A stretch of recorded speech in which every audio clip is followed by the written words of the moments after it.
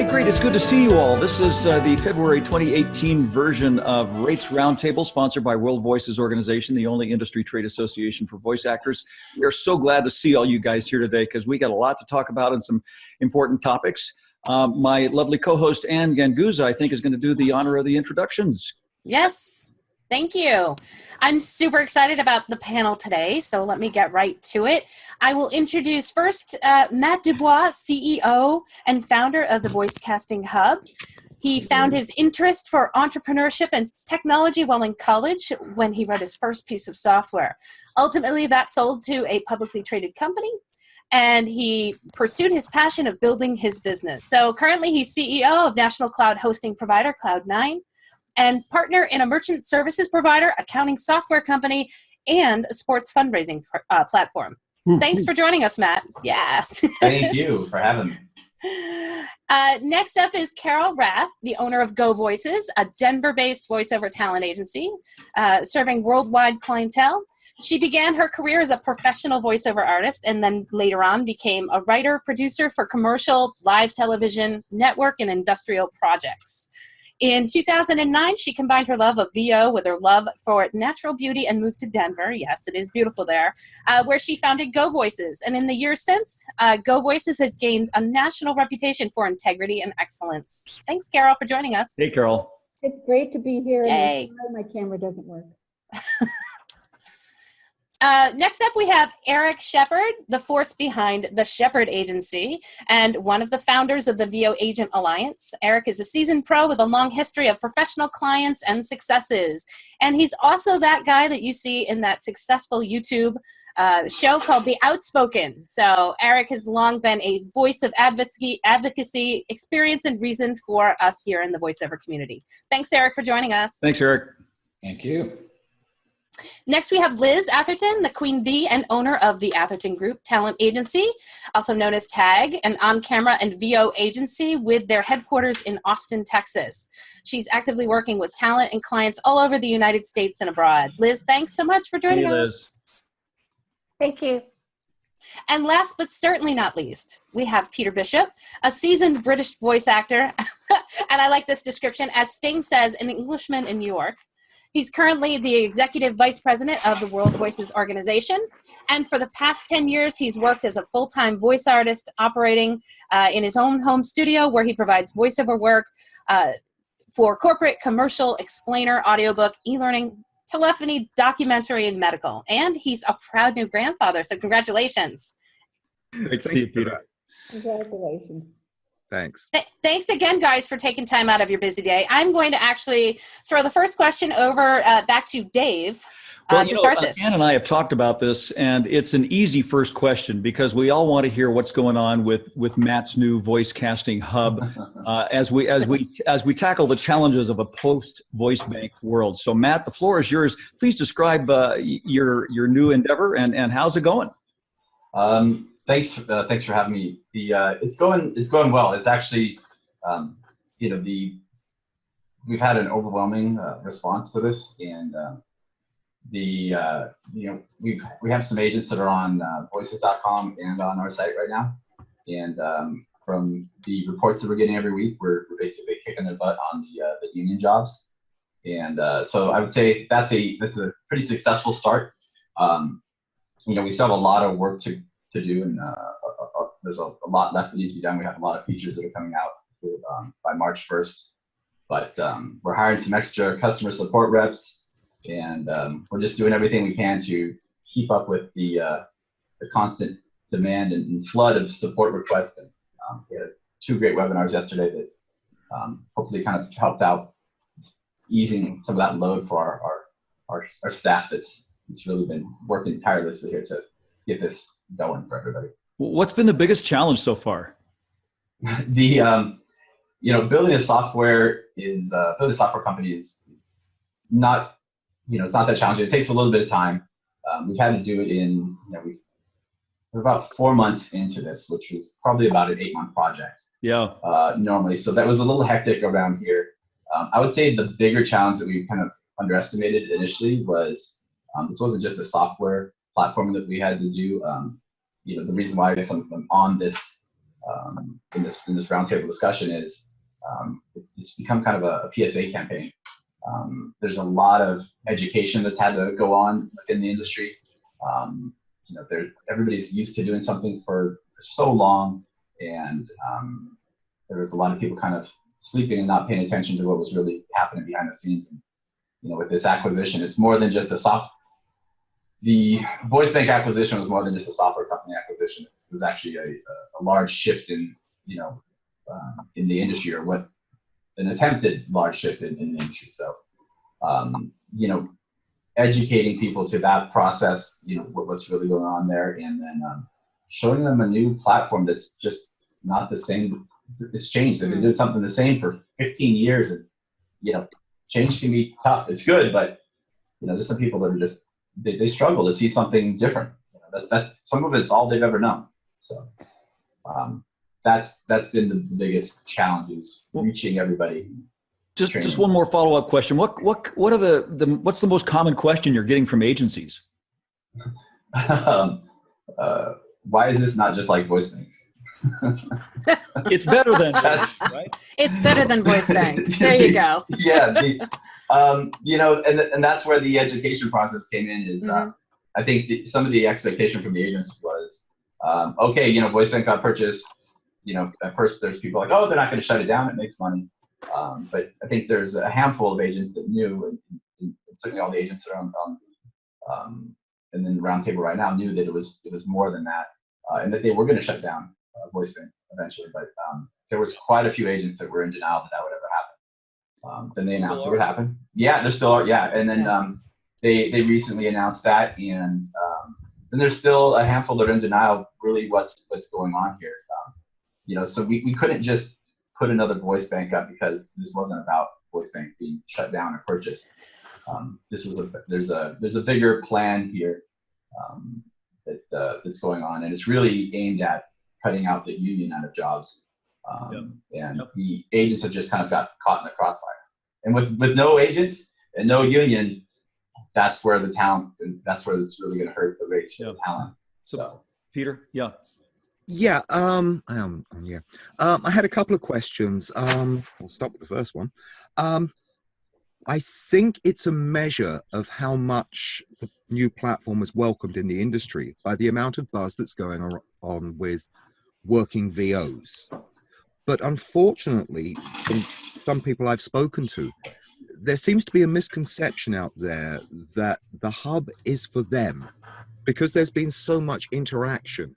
I know you say you're not a direct replacement for VoiceBank, but primarily you are, or tell me if I'm wrong, a portal for agents, a repository of jobs where agents can then find them and put them out to their rosters. It's not, as far as I understand, a portal for talent, because a lot of talent have said to me, when am I going to start getting jobs? How do I get jobs from there? And my line is always, you don't, your agent does. Yeah. So I think to some extent you're hampered by your own success and the enthusiasm in the industry, because a lot of voice talent are absolutely chomping at the bit because of what you represent and what you're doing. So it's a good thing, but there's a small misconception. So I really would like you to clear that one up. Yeah, thanks. No, there is, that was kind of the biggest challenge here is, we build the software, launch it in 4 months, and it's still maturing. There's still a lot of things that we need to work out and refine in that process. And that's not the hard part. That's pretty normal. That's standard operating procedure for us. The challenge has been just that, is managing the expectations with everybody. We have, talent, agents, and producers. We have these 3 different audiences that are all vastly different in how they require communication and what they are the most responsive to. And even within the agents, we had agents that called us that were, they only use paper filing systems still. Some of them didn't have any electronic records of their talent, and there's some that had, very robust sites that had, that were very advanced, that almost rival some of the features that we have in this platform. Carol, GoVoices.com being one of those. So I mean, it was the gap from these agents. It there's been a challenge to communicate because they're so far apart in where they're at with technology and just the understanding of the industry. We are a direct replacement for VoiceBank as far as competition is in what our service is. We're not a direct replacement, and we just VoiceBank 2.0. It's just the same site that does the same things. I think that's where on the agent side, that's where they were confused. Like, why doesn't it do the exact same thing that VoiceBank did?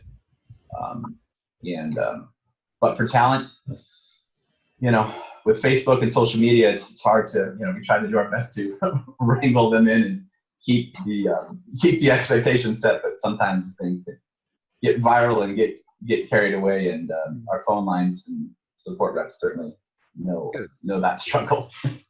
Yeah. Hey, Carol, let's get you in here on this. She's the one there without the camera on, but we can hear you, Carol, and we're wondering how you feel about VoiceCastingHub. How easy has it been to join in there? Because it is such a robust site, there is so much it offers agents and producers that we've never had before in a nationwide casting site like this. There is a certain amount, there's a learning curve. There's, it takes time to get all our talent on there, get all their information on there. But anything that's going to work well and give you a lot of CRM and a lot of features is going to take some time to learn and to get into. Yeah. So from our perspective at our agency is just like, well, let's just figure this out and let's just make it work and let's just go. And what's the alternative without them? the alternative? Exactly. What's the alternative? This is being offered to agents. And there is no other thing out there that's going to give agents what this would give agents. I disagree. It's our job to make it work. All right, so Liz, you have something to say about that, and we're looking maybe for some peek into your new endeavor. What's that? We have an enterprise system that's called Actor 360, Agent 360, CastVoices, and CastActors. And it's been 20 years in the making. Prior to me owning a talent agency, I was in project management with Siemens. And we created a site for ourselves that we're now rolling out. I always refer to last August as the tsunami. And, I'm thrilled with it. And we've put some feature sets in there that I think are going to please, the users. Our main focus has been on UX and UI, user interface, and user experience. And that's where we're headed from. We do sincerely try to protect the agents, but ours is searchable, and people that are not represented can be invited to play. So the good news about VoiceOver is there's plenty of room for several of us, the hub, CastVoices, and maybe some of the others. And while I'm at it, I certainly want to extol the virtues of what we've got going, because I'm really proud of it. But there's also the VOAA site. You can go over to the VO Agent Alliance, and while it is not what the hub is, and it's not what CastVoices is, it is a way to go to 14 vetted talent agents and submit projects. I think there's just opportunity, and I have mad respect for anybody that is creating a software platform. As he will share with you, it's not just a Lotus spreadsheet or an Excel spreadsheet, and you go hit your little macro and life is beautiful. It's not constant contact where you go create this little email chain that you send out. It's actually extraordinarily complicated. So the good news is that I think the hub is ethical, and that rocks. The good news is that we're ethical, and that rocks. And not to segue to rates, but I'm going to, because do it. Yeah. This last year we booked one of our actors, and I'm gonna leave out the project just because I don't want somebody to come jumping in my throat. But this actor booked a project. It was $500 per session and 3 spots at $1,000 a piece. So it's a $3,500 gig. This project just posted on Voices for $200. Now, I'm, in all fairness, perhaps they were just putting the session out there. but that was a $3,500 budget less than 12 months ago. That money went somewhere. And even if the client said, we've got half our budget, it just seems to me, and again, I'm sure there's more to the story, but we booked it. So we know what they got paid last time. And, you know, on the pay to plays, you've got, if people don't think you need an agent to kind of be in your corner or the right software to be in your corner, I just think that they're confused. That to me is just egregious taking of fees. And, you know, in fairness, maybe they didn't take a single fee, and maybe that's just what you pay to play. I'm not on a pay to play. I'm not trying to be in front of a mic. I just, except for this kind of platform. To me, that makes no sense. Yeah, and, it appears to be pretty scandalous. Can I jump in real quick? This is Carol again. Liz, I just want to apologize for not mentioning you. I know you're coming out with a platform. Oh, forward to it. Honey, I have mad respect for you. No. I take no offense whatsoever. Like I said, there is room. There is so much VO work. I want there to be other people out there. I may take your business. You may take my business. We'll all play together. But if we play in an ethical way, and again, like Carol, like you guys said, and respect the effort that has gone in behind the scenes for our actors. And I hope, you know, for those of you who are listening, you understand that neither one of us probably, well, I had mine running, but, you know, it wasn't for a huge scalable product. But neither one of us 6 months, 8 months ago were trying to pop out a product with and I don't know if you've ever done a software development or a hardware development. Let's just say it's a lot of work. Yeah, and there's a whole, you know, I can appreciate it. Yeah. You know what I mean? Yep. So I think rather than people griping about it, maybe be real supportive of the hub, man, because he got out there. He's got you an alternative, and there's auditions. I think we've already booked 2 of them. So, I mean, there's some really mad, I'm using that word again, mad respect for the effort that's going on. And, you know, the VOAA has their thing. Matt's got his thing. We'll soon have our thing. And there's other options out there that are legit, that are trying to do it right.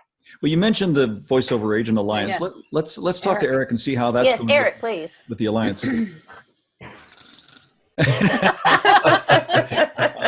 Happening. You know, the Alliance is doing well. You know, we took a little bit of a break for the holidays, but we're active. There are people, you know, that are part of the Alliance. Well, pretty much every agent in the world is on the hub now and is interested in the other stuff that's going on. So as far as, you know, talking about these platforms, you know, Matt's been a friend to the Alliance and a friend to the industry. So of course, you know, our concerns are, you know, we're going to overlap. You know, so we, you know, try to work together and, you know, tout his platform as much as possible because, as, you know, Liz would say, it's really about, is it operating ethically?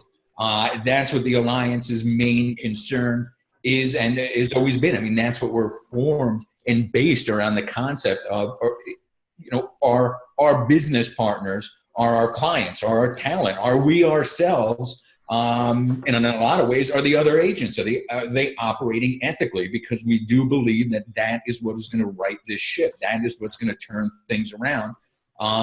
Because as soon as you start thinking, man, you know, you start twisting your, like, you know, evil mustache and, if I can maybe get some here and there, whatever. And then you wind up with, you know, our friends from Canada, you know, and they bring everybody else down with them. So, you know, it's important. I think anybody involved in any aspect of this industry ask themselves that about any of their bedfellows. You know, anybody that you're working with, whether it's a platform, it's an agent, it's a client, it's you know, it's whoever you're hiring to take out the trash, for God's sakes. Are they operating in an ethical manner? Because we're in a situation now where it's really a must. You know, you have to be thinking outside of the walls of your own agency and thinking, are we even going to have an industry in general to operate within? So that to me is paramount. And, you know, the Alliance, all our members feel the same way. That's why they're part of the Alliance. a lot of flailing around, a lot of confusion in the voiceover marketplace from the talent perspective, because voices.com is now putting out these union jobs through the few agents that are still with VoiceBank. What do we tell the talent? What should they do? Should they be talking to their agents and asking them, hey, are you guys with still voices.com, or are you going to switch? Yeah. I mean, what should we do? Yeah, absolutely, man. And talk to your agent. You know, it's amazing. You know, I get people ask me questions like through the Outspoken or on Facebook or whatever. And even phone calls. I mean, I have people that I rep and they're asking me, I got a thing going on with my other agent, and like, that's my job, but whatever. And there's like this reluctance to talk to your agent. You know, I know we're not scary and really rich and attractive and stuff, but I feel great. Like, it's not, like, you know, this is a two-way street. I mean, you know, if we're in business, we're only in business because of the talent, and the talent are getting, you know, opportunities because of their agents. So it's a partnership. I mean, that's like the definition of a partnership. So when talent have this kind of fear of speaking to their agent, or God forbid, speaking up to their agent, you know, they're afraid, you know, they just whatever, you know, and drop them. Now, listen, if you're going to be a jerk off, you know, maybe they won't drop you.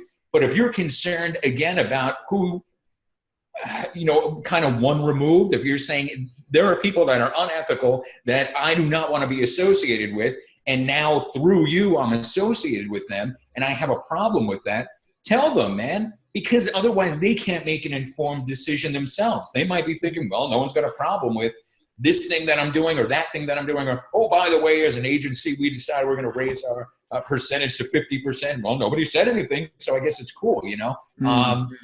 You know, nobody in any sort of business does anything without, you know, kind of thinking of, well, most people, you know, are going to think about the feedback. How is this going to go over? Are people going to like this? Is this going to be something, you know, that's going to create a good relationship with my clients or my talent, my customer, you know, whatever it is. So speak out. Yeah. You know, if you're not happy with the rate on a project and your agent puts it out, tell them.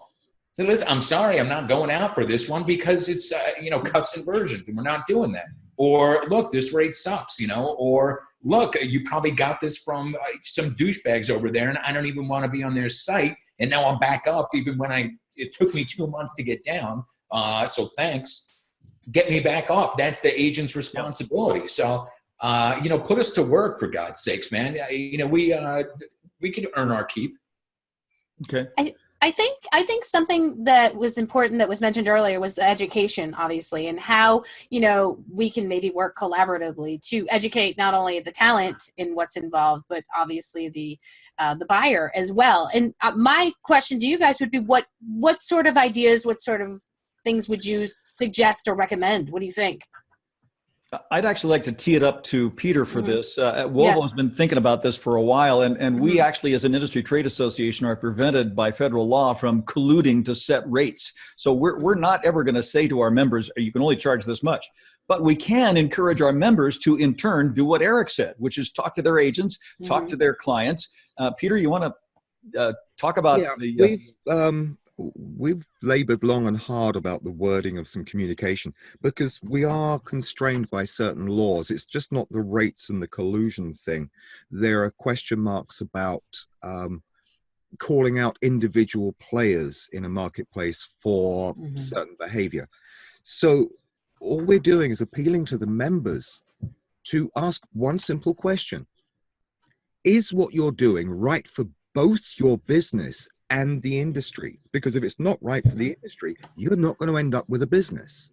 I mean, that's the takeaway. The thing I wrote's about that long. The TLDR is that long. It's one simple statement. Is what you're doing good for both the industry and yourself? Because they've got to go hand in hand. And a point I'd like to make is everyone has looked at the large northern company as this behemoth that's almost impenetrable, and it's like this thing that's rolling along. I really want people to know that I think we all are making a difference, and we're very close to a tipping point. When VoiceBank was taken over, a few of us scrabbled around and got the list of agents and production houses that were on VoiceBank. came to around 220. That list was obviously taken over when VoiceBank was bought. If you deep dive into the website of the new owners, you can find that same list. Now, I may have miscounted. It's either 84 or 94, which is, whichever way you look at it, less than half of the list they took over. And some of those are agencies listed twice because they have LA and New York offices. And a couple were some agents I know who have said they have asked to get off there, but they were still there. So it looks like it may be as difficult for an agent to get off the list as it is for talent to get off the list. So they've lost 50% of the agents and production houses. We can win this. What everyone is doing now is having an effect. And I think if we can send a message that keep on doing what you're doing, that's both to the agents via the Alliance, to Matt and anyone with a new alternative platform, and to grassroots talent, just to make, we will make a difference. Anyway, You got to have the chutzpah to make that conversation. You've got to just reach out and open up that dialogue. And certainly question ethics. I mean, a question I wanted to ask was, where I'm seeing a lot of ambivalence is with the big agencies. It's almost as if we don't want to partake of this now. The CESDs, the Stewarts, the Atlas, and that sort of thing, who are still on the Voices list. It's almost as if they don't want to play the politics. I'd really like to see the hub make inroads there. And the only way we can get, for example, the CESDs and whatever off of Voices is to call them and say, I don't want to be associated with them. And that's down to the talent to do that, exactly as Erik says. Maybe, well, let me weigh in. Maybe they're a little aloof about this. Yeah, Liz. I'd like to weigh in. Ultimately, guys, I mean, the voiceover community is very supportive, and it's amazing how supportive it is. But ultimately, it comes down to either a person has a relationship, and a talent has a relationship with their agent, or they don't. If you have a relationship with your agent, as much as I don't want products to come from people that I don't think are yummy, my job as an agent is to prepare and to provide work opportunities for my actors.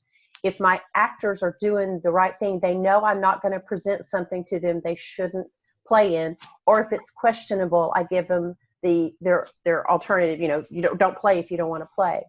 For the people that are still playing on those platforms where they're not going through their agent, if you go through your agent, you've got some protection. That's the reason you have an agent. If you're not going through an agent, gripe all you want or just quit. And while I don't want CESD and Atlas and all those on there, that tool, as much as we don't like it, guys, that tool works for them. And it provides them for those unions. And I'm not, I fancy myself a competitor or soon to be. But if the work they're providing, we're going to be hard pressed to get Atlas and them off because we don't have an alternative. If the hub becomes a viable alternative, if CastVoices becomes a viable alternative, if some of the others out there, they will migrate. They will migrate. We have Go ahead. Go ahead. As to some of the agencies you just mentioned, I think you'll in the next probably next week you'll see some announcements from them regarding no longer being on two platforms. That's great. I'll leave it That's at nice. that. See, they have an alternative, and it's a viable alternative. And the only thing Ethical and viable. all of those things. The only thing that I would caution myself this on bringing anybody is just make sure you're ready, because what happens, and this with any kind of rollout, if you're not ready, but you guys are, and so when they do that, it's like, okay, I don't know if y'all know much on camera, but we had a similar situation where a big studio said, I'm no longer using this platform and I'm moving everybody to that platform. And when they did that, this platform was ill-equipped and it caused this big problem. Now that we have an alternative platform, people will migrate, they'll be happy, and things will flesh out like they're supposed to. Yep. But we, ultimately, as much as I would love all my actors to not be with certain agencies or certain people or A, B, C, D, E, F, G, an actor's job is to work. Yeah. and our job is to help them find that work.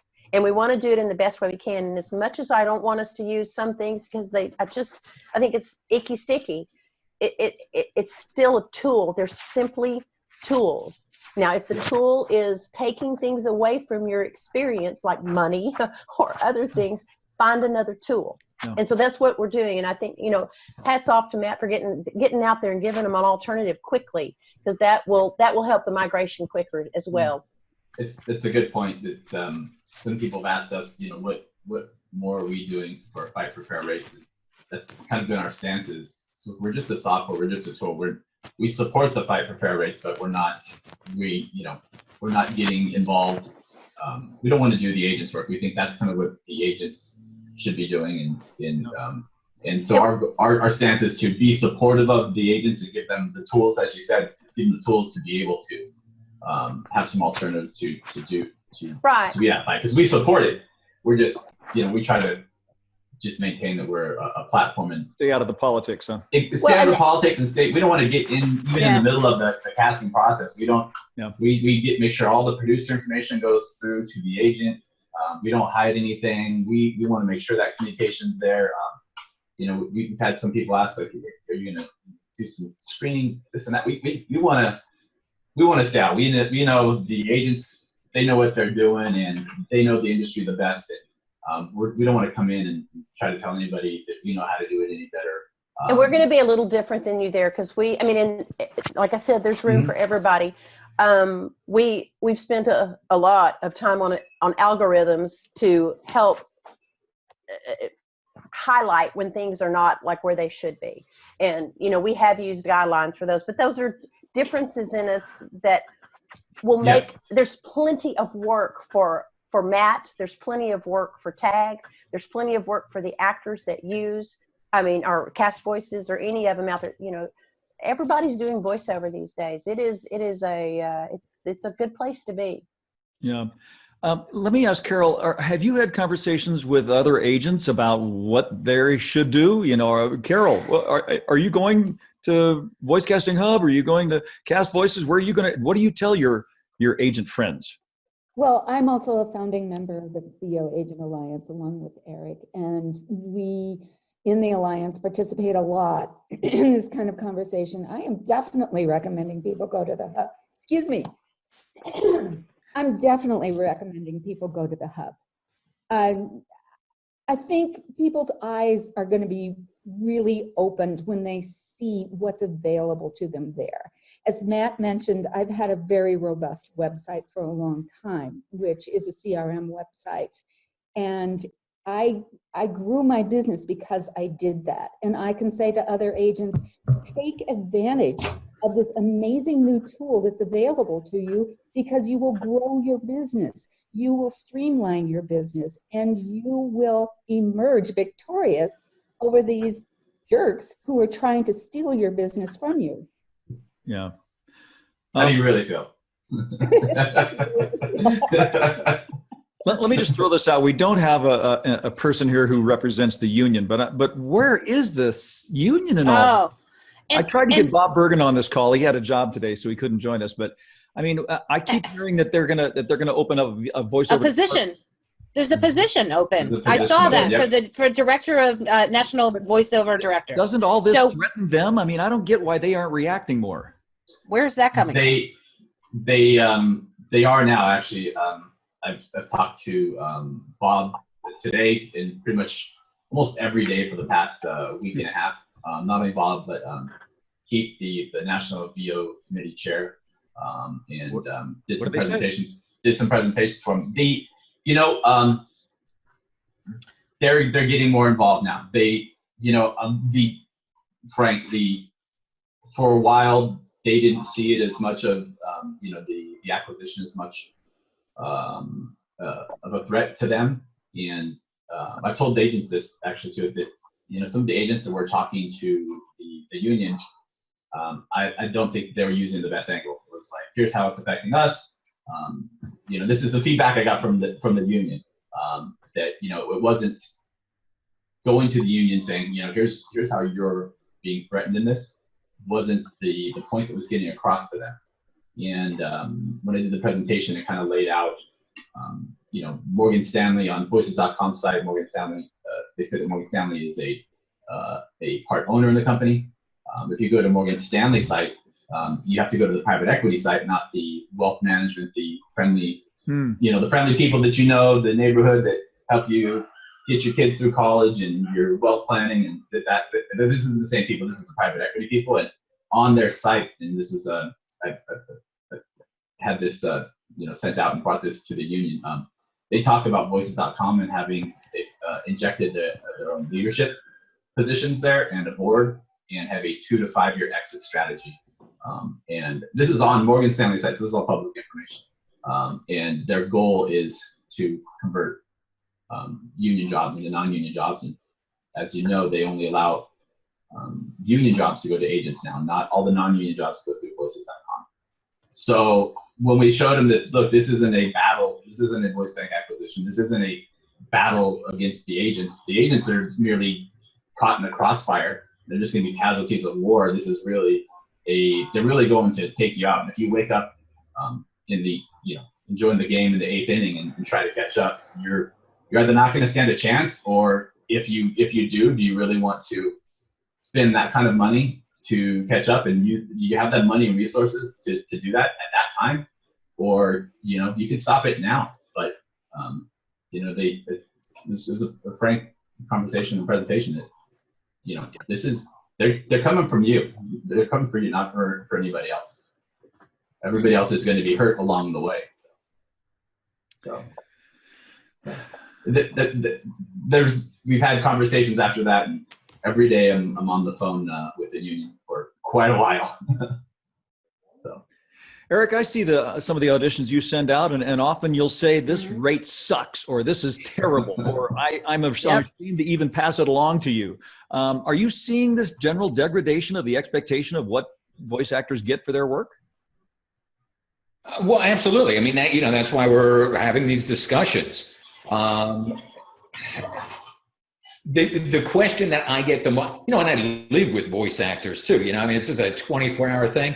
And even before this, my wife was like, are you getting all these, there's a recast for this thing and whatever. And I'm like, yeah, we passed. Like, nah. And she's, oh, really? Well, do I do it? Why did you pass? And, you know, it's like I got to explain it to her. But, you know, the tough thing as an agent is you just pass on so many things and you go, I kind of have, like, I have to work. I have to put something out. Or there's things, you know, to answer your question directly, there are things where I say, you know, listen, man, I wouldn't do it personally because of the conflict. Like, I don't like the conflict, and so I wouldn't do it. I know we have talent that they don't care. Like, they're like, whatever. Like, I'll do 8 car spots, and what are they going to do? Sue me? Yeah, dude. Like, they're going to sue you. And they're like, whatever. So we'll put it out and be like, you know, listen, this is, you know, buyer beware. But if it's a crapo, you know, if the rate is really like, come on, you know, we just say no.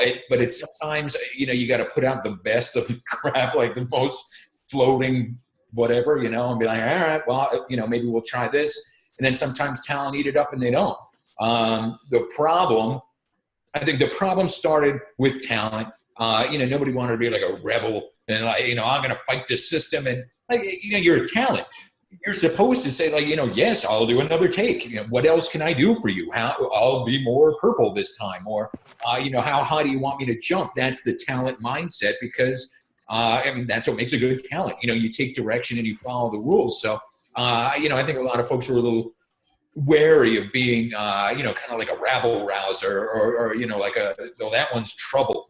Or they're on public record saying that they want more money. And this guy next to him is saying like, I'll take less money, that's fine. You know, and by comparison, so that was happening for such a long time and got us into some of the trouble that we're in now. But then agents started operating in the exact same manner. You know, we saw that when we started the alliance, and they were like, well, like, listen, hippies, you know, all the power to you. And if you could fix all this stuff for me, that'd be great. But I'm going to be like over here doing whatever the hell it takes and putting out stuff. And, you know, there are agents, I mean, literally that talk about being proud of sending out the stuff that no one else will send out. Is, well, I give my talent opportunities. You know, there's 2 ways of thinking, possibly 3 as an agent. There's an agent that, like Peter was saying, is thinking like a talent and is thinking, listen, I have to really weigh the entire industry against this one project. And I know it's just one project and it's a stupid beer commercial. And is it really a big deal in the grand scheme of things? Yeah, man, it is. If that one job that you're taking is setting a new precedent and they say, well, now we can go this low and it's stuck. Somebody took it. That's a major problem. When agents started doing that and they all said, listen, man, I got to keep the lights on. So I'm just going to scramble and I'm going to take whatever I can for as long as I can. They took it. And then when we said, hey, listen, the people that you're in bed with are horrible people and they want to put you out of business and they're going to make everything go non-union and whatever. And they said, well, they're the wimps. They're like, well, we have to wait until something else comes along. Really? We didn't wait till something else came along. We said, this is absolute nonsense, man. We're out of here. And, when we left, because we care about the industry, because we represent talent, we care about talent. So, I have a lot less respect for agents. We're all idiots anyway, but, than I had in the past for not stepping up to bat and doing what was right. But if all they wanted in life, the friggin' wimps, was to wait for something, an alternative. Well, now they have alternatives. Yeah. So what's your excuse now? You don't have an excuse. You say, well, maybe I might get one thing over there and two things over there. And,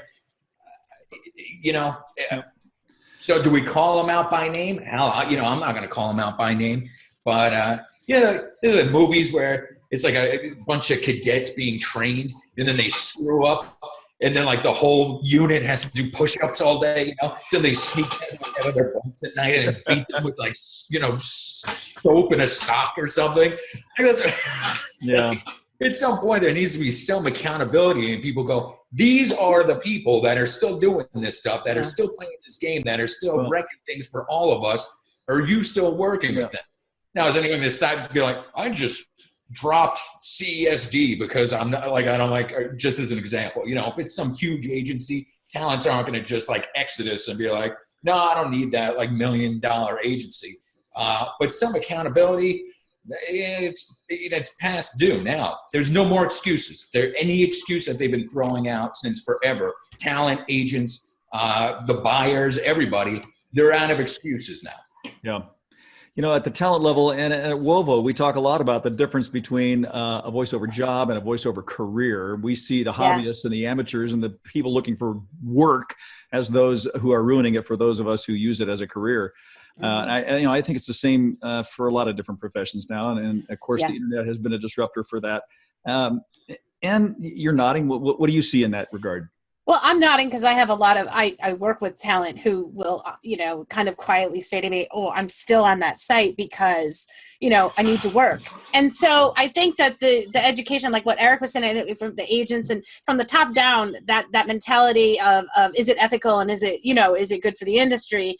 I think that needs to be kind of implanted far and wide is whoever, comes in contact with talent, because again, the talent that are just starting and maybe the ones that, they're not union or they're not, don't have an agent yet, they're the ones taking a lot of that work and accepting it because they need to work and they want it to be their full-time dream and, the full-time career reality sort of thing. So I think as educators and coaches too, and people that are responsible social media leaders really need to help in this. It's a big job to educate. It really is. And I think it's up to all of us. And I'm glad that, WoVO is sponsoring these roundtables to help in that part. And I think if we can get more people that are leaders in social media and working with talent and reaching new talent to kind of implement that WoVO strategy of ethical and is it good for the industry and is it good for my business. I think that's a great, I think we need to have a mantra that just is catchy and is out there all on social media to really help, because I see it all the time with talent too that are just, going there. Well, like Liz said, it's a really supportive community, and I love that. But there's always going to be these lone wolves that say, I don't care about the community. I'm just in it for myself. You guys are stupid for trying to uphold these high rates. And, you always got these guys that are just an island. and they're Then not why going have to them as your agent? they're not going to join in, and it hurts us all. I was going to ask Matt, have you had to market the hub, or are people just coming to you in droves? We've done very little marketing. Kind of our original strategy was, we talked a lot about relationship equity. If we were just going to go marketing head to head with voice.com, that'd be kind of foolish. They have a $18 million to burn.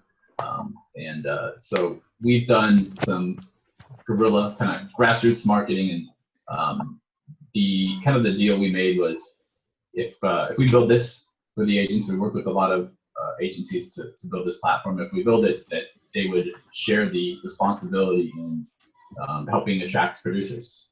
So we have two girls here that are reaching out to producers on a daily basis, and we're signing up more and more each day. But it's tough. We can't do it alone. Really, one of the things we talk about with the relationship equity is that I can, or one of the ladies here can call a producer or email them 10 times and they won't respond, or they won't care. But like a Carol or Erik, who are known, and Liz are known and respected in the industry, that have worked with these producers for years. It takes one call and one email from them saying, hey, here's where we're going to be. Here's where you can find our talent. This is our preferred platform. And that goes a lot farther than, hundreds of thousands of dollars or millions of dollars. And it's much more than we can do. And that's kind of been our strategy, is just, we're in no way trying to compete with any agents. We just want to be there when we want to be support. And, what we set up on the 22nd wasn't the end. It wasn't like, here you go, this is it, you're welcome, see you later, give me your credit card. It was the beginning. It was like, hey, here's what we start with. We have 4 months. Here's what we started with. Let us know what else you need. We're going to come out with new version releases every month. We're kind of like Hollywood child stars. We're like maturing live in front of everybody, and it's an interesting process. That's it. We're working. We're getting a lot of feedback, and we just had a minor version release yesterday, and we'll have another release with some more features and some fixes coming out March 1st, and we had a long talk with some big. And when is CastVoices going to launch, or has it already launched, Liz? And is it just for agents and not for talent? Am I right in that? No, it's an agent software, a talent software, a voice casting software, and an on-camera software. It's an enterprise system. It's 4 tiers. We'll get there when we get there. Okay. I know you're going to be at VoiceOver Atlanta, and you were planning something there, and so we'll wait. We'll wait to hear the good news. You only get one chance at first impression, right? So you're going to want to do it right the first time. Peter, what am I missing here in this conversation? I think most bases have been covered, but I do have one general question, though. Anne was talking about the fact that we educate, we persuade, WoVO is always on about enabling people to make sound business decisions. We're going down this road, and it's splitting into camps. So we're pushing people to make the right decision. When do we shove? When do we know it goes on? We know people don't get picked up on rosters because they're on VDC or whatever. But when does it become, or will it ever become a place where an agent turns around and says, I'd love to add you on the roster. You've got to move yourself off that site. When does push become shove? Or will it ever? That's been discussed by quite a few agents. Oh, Carol. I would like to say we no longer take anybody who's on that site. We won't consider a person. Nice. Right. That's a clear statement. That's what we have asked all our talent to get off it. Some have, some haven't. And we have some valuable talent with long-term relationships with them, and we are not at this point kicking them off our roster for being on that site. But I'm not ruling that out in the future. There's a lot of agents talking about Bergen won't even teach you now, for God's sakes, if you're affiliated with them. Then it won't even coach you, Yeah. So that's becoming a little more acceptable. I haven't told my talent they have to be off. I'm uncomfortable telling talent they have to do anything. It just kind of puts a bad taste in my mouth. As far as our relationship goes, I'll try to educate you. I rep a few people here, that I've sent out information and, sent out links to videos and blogs and all that kind of stuff. So we get the word out. But, as far as taking on somebody new, no. But when more people start saying that, listen, we're not, all of these conversations to me in my head, it all distills down to one thing. And we're saying we need like a catchphrase or whatever. I don't know if this has been taken or anyone ever used it before, but just say no. It's like the most powerful, amazing, So true. thing ever. For an agent, and then they just say, "Will you do our project?" You say no. And we've seen it. The Alliance has seen it. That we said, "Would you do that?" And I wouldn't do it, and I wouldn't do it, and I wouldn't do it. And then they come back with like amazingly, they pulled 10 grand more out of their ass because they wouldn't do it. You would see that stuff on VoiceBank back in the day, where they put something out and you're like, no, like you don't even bother getting back to them because they like insulted you with the rate, and then they start sending you these desperate emails. Like, listen, we're going to extend the deadline if anybody's interested, and can you let us know if you're submitting? And they start panicking because people said no. It's the same thing with talent. If you're getting something direct, and I know you want to take everything and you don't want to be a jerk, no, that's it, man. You just say. So how do you educate? Somebody had talked about that before too. How do you educate the clients? It's so difficult to educate a client. That's it. That's the best way to educate them. You tell them no, and you tell them why. You tell them no because the rate's too low. You tell them no, and this is a huge, huge, huge thing lately. It includes cuts and versions, man. You're trying to do an entire campaign for the price of one spot, and you know that you're doing it. This is BS. No, and these are the reasons why I'm saying no. It's the most powerful tool that we have. And if the culture itself, Peter seems to think we're starting to move the needle here, which is awesome. But if the culture itself is now embracing that, and now you're not like a rebel or a weirdo, and it becomes normal and expected and cool to say, no, man, I turned something down and I said no, you're welcome. I said no for everybody. Great. It's such a powerful tool in our toolbox. You just have to be brave enough to whip it out, Yep.